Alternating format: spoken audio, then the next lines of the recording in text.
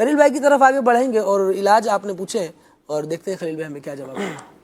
صلو علی الحبیب صلی اللہ تعالی علی محمد صلی اللہ علیہ وآلہ وسلم۔ مثانے میں پتھری کے حوالے سے فرمایا تھا، مثانے میں پتھری ہو یا پتے میں ہو، اس کے لیے روحانی علاج عرض کر دیتا ہوں کہ تقریباً یہ ہوتا ہے کہ اس کا سائز پتہ ہو تو ہی اس کا علاج جو ہے وہ صحیح معنوں میں بتایا جا سکتا ہے۔ بعضوں کا سائز بڑا ہوتا ہے تو پھر یہ کہ آپریشن کروانا ہی اس کا حل ہوتا ہے۔ تو اب یہ ہے کہ میں روحانی علاج عرض کر دیتا ہوں انشاءاللہ۔ تو اس میں مثانے میں پتھری ہو، پتے میں ہو، انشاءاللہ عز و جل اللہ کے کرم سے نکل جائے گی۔ وہ کرنا یہ ہے کہ لا الہ الا اللہ، لا الہ الا اللہ 46 مرتبہ 46 مرتبہ آپ نے لا الہ الا اللہ کسی کاغذ پر لکھنا ہے، اور 46 مرتبہ کسی کاغذ پر لکھنا ہے، اور پھر اس کو پانی کی بوتل وغیرہ میں ڈال لیں، پانی میں ڈال کر اس کا پانی پیتے رہیں تو انشاءاللہ عز و جل اللہ نے چاہا تو پتھری نکل جائے گی۔ اور جب تک فائدہ نہ ہو مسلسل اس عمل کو جاری رکھیں۔ مزید پائلز کے حوالے سے پوچھا تھا، بواسیر کے حوالے سے، اس کے حوالے سے یہ ہے کہ سب سے پہلے بڑا گوشت وغیرہ بند کیا جائے۔ اگر قبض کا پرابلم رہتا ہے تو اس کو دیکھ لیا جائے، اس کو حل کیا جائے، قبض بھی اس کا بہت بڑا ایک سبب ہوتا ہے۔ اور پھر مزید یہ کہ سبزیوں پر اور فروٹ وغیرہ پہ کھانے کے اعتبار سے اس کو زیادہ اہمیت دی جائے۔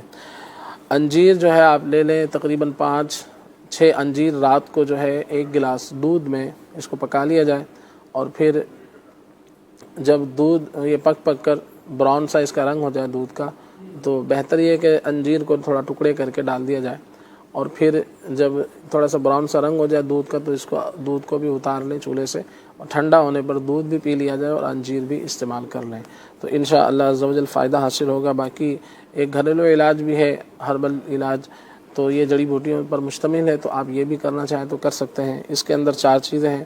نمبر 1 اجوائن، دیسی اجوائن، جو عام طور سے اجوائن استعمال ہوتی ہے اسے دیسی اجوائن کہا جاتا ہے، اور رائی باریک، اور تیسری چیز ہے باب چی۔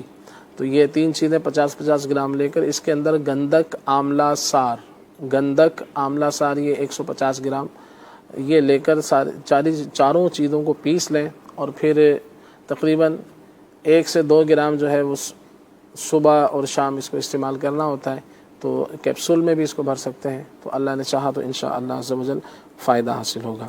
اسی طرح سے مزید یہ بھی کسی نے کال کی تھی کہ پریشان ہیں والد صاحب، تو 60 مرتبہ 60 ٹائمز لا حول ولا قوت الا باللہ العلی العظیم یہ پڑھ لیا کریں، اور پانی پر دم کر کے پی لیا کریں، تو انشاءاللہ عز و جل پریشانیاں دور ہوں گی۔ اسی طرح سے قبض کی وجہ سے پیٹ میں گیس وغیرہ ہو جاتا ہے، اس حوالے سے بھی میسج تھا، تو یہ اس کے لیے یہ کر لیں کہ پہلی بات تو یہ کہ غذا پر غور کر لیا جائے کہ ایسی غذاؤں کا استعمال کم سے کم آپ کریں، یعنی کہ نہ کریں تو بہتر ہے۔ کبھی بندہ مجبوری میں کھا لے تو الگ بات ہے، کہ جیسے حلوہ پوری ہے، پراٹھے ہیں، تلی ہوئی چیزیں ہیں جو قبض پیدا کرتی ہیں، اور اسی طرح سے جو ہے وہ باہر کی غذاؤں کا استعمال، تو اس سے تھوڑا پرہیز کیا جائے، سبزی فروٹ کو زیادہ فوقیت دیں، اور قبض کے اعتبار سے چاہیں تو ایک نسخہ بنا کر آپ رکھ لیں۔ اس کے اندر سنا مکی تقریباً 150 گرام لے لیں، اور 50 گرام اس میں کلونجی شامل کر لیں، اور تیسری چیز ہے اس کے اندر سونف جو ہے وہ 50 گرام شامل کر لیں، 100 گرام سونف، 50 گرام کلونجی اور 150 گرام سنا مکی، اس کو پیس کر رکھ لیں، اور رات کو 1 چمچ استعمال کر لیں، تو انشاءاللہ عز و جل پانی کے ساتھ یا دودھ کے ساتھ، تو قبض وغیرہ کے اعتبار سے فائدہ ہوگا۔ قبض نہیں رہے گی تو انشاءاللہ گیس وغیرہ کے حوالے سے بھی فائدہ حاصل ہوگا۔ اسی طرح سے یہ بھی میسج تھا کہ سارا بدن سفید ہو گیا ہے، برس کے اعتبار سے کال تھی، تو اس کے لیے ایک تو روحانی علاج ہے کہ سورہ بینہ، قرآن پاک کے 30ویں پارے میں ہے سورہ بینہ، یہ لکھ کر گلے میں پہن لی جائے تعویذ بنا کر، اور دوسرا یہ کہ جب کھائیں پئیں تو خود یا کسی سے جو درست قرآن پاک پڑھ سکتا ہے اس سے کہیں کہ وہ سورہ بینہ دوپہر یعنی صبح 2 ٹائم کھانے پر دم کر کے وہ دے دیں. جب کھانا کھائیں تو پہلے سورہ بینہ دم کر لیں، پھر کھانے کو کھائیں، تو انشاءاللہ عز و جل اس سے بھی فائدہ حاصل ہوگا. باقی اس کا جو علاج ہوتا ہے وہ علاج اس کا عام طور سے لمبا ہوتا ہے، اور اس میں استقامت کے ساتھ علاج کروانا ہوتا ہے. خون کے اندر کچھ ایسی تبدیلیاں ہو جاتی ہیں کہ جس کے باعث یہ معاملہ پیش آتا ہے. تو اس کے لیے میں ایک گھریلو علاج عرض کر دیتا ہوں. یہ مستقل آپ علاج کریں. بعضوں کو سال بھی لگ جاتا ہے، بعضوں کو 2 سال بھی لگ جاتے ہیں، بعضوں کو 6 مہینے بھی لگ جاتے ہیں. اور بہتر یہ ہے کہ کسی طبیب سے یا جہاں بھی آپ علاج کروانا چاہیں کہ مستند شخص سے علاج کروایا جائے. تو اس کے لیے گھریلو علاج ایک میں عرض کر دیتا ہوں. کالی مرچ جو گھر میں استعمال ہوتی ہے، اور ہلدی، 2 چیزیں تو آپ کو گھر میں دستیاب ہو جائیں گی. کالی مرچ اور ہلدی. پھر آپ نے تیسری چیز اس کے اندر لینی ہے گندک آملہ سار. اور پھر نر کچور، یہ بھی اس کے اندر ایک جڑی بوٹی ہے. اور بابچی،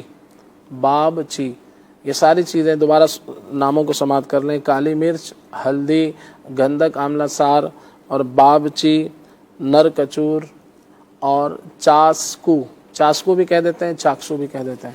تو یہ سب چیزیں 50-50 گرام لے کر اس کو پیس لیں، اور صبح و شام ایک چھوٹی چمچ جو ہے اس کو استعمال کریں. تقریباً 4-5 گرام کے آس پاس صبح اور شام استعمال کریں مستقل. تو انشاءاللہ عز و جل اللہ نے چاہا تو آہستہ آہستہ فائدہ حاصل ہونا شروع ہو جائے گا.